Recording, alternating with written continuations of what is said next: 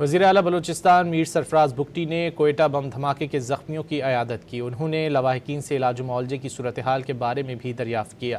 وزیر اعلیٰ بلوچستان نے محکمہ صحت کے حکام کو زخمیوں کو بہترین طبی سہولیات فراہم کرنے کی ہدایت کی۔ ان کا کہنا تھا کہ دہشت گردی کے ایسے واقعات حوصلے پست نہیں کر سکتے۔ دہشت گردی کے خلاف یہ جنگ صرف سیکیورٹی فورسز کی نہیں بلکہ ہر فرد کی ہے۔ وزیر اعلیٰ بلوچستان سرفراز بگٹی نے واضح کیا کہ قومی یکجہتی سے دہشت گردوں کو شکست دیں گے۔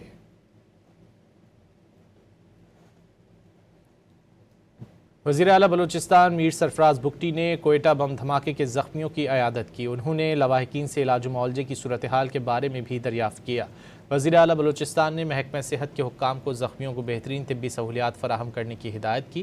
ان کا کہنا تھا کہ دہشت گردی کے ایسے واقعات حوصلے پست نہیں کر سکتے۔